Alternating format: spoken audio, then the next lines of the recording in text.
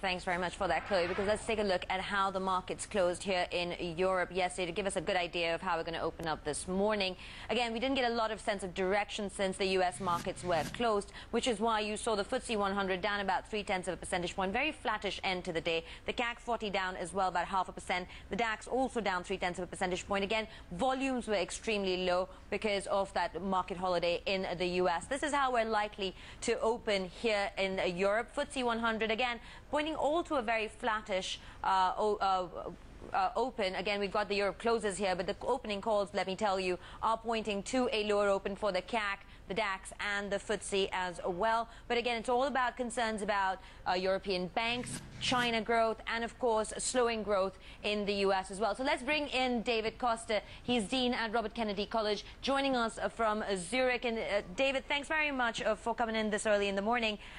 The big question seems to be again about a lot of members of the EU talking again, once again, about EU stress tests. You've had Christine Lagarde make comments. You've all now had Olli Rehn also come out and talk about sovereign debt being included in these tests.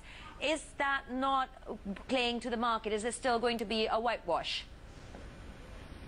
Well, it really depends. There are different views about the stress test. I expect the stress test to perform well. That said, there has been a lot of critics about the methodologies, and that's why they want now to bring in this possibility about default on a sovereign debt in Europe, which I don't think is a very realistic scenario. So, all over, I don't think that a stress test, an American-style stress test in Europe, will give some very interesting results. So I expect the result to be positive, but the market to be somehow cold and read them in a different way. Maybe. David, it's Yusuf here in Bahrain. Good to see you. Now, we saw the call by ECB President Jean-Claude Trichet for austerity measures again, and that brings up the discussion and the debate of whether to fuel growth by increasing spending or by cutting back. It is a philosophical divide at the end of the day. Which side of the fence are you on?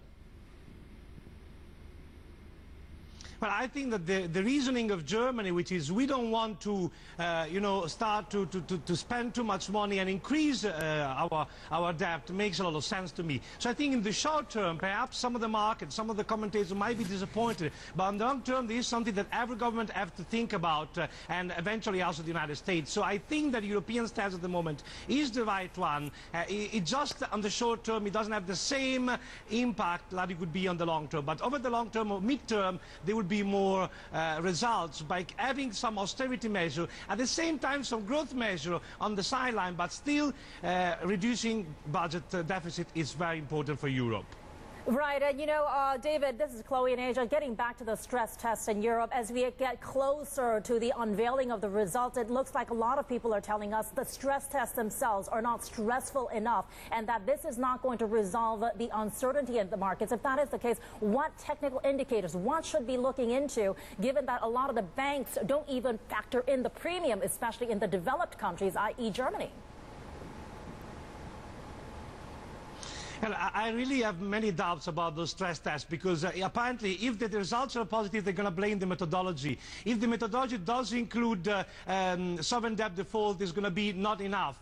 I still think that there are many banks in Europe with a good balance sheet, with a very simple business model, and those banks don't really need any stress tests because they are in a very healthy situation. So there has this tendency to see the whole Europe, the whole European banking in a bad situation, and so I still am very positive in European banking because I think many of those banks with a simple business model have very healthy balance sheets.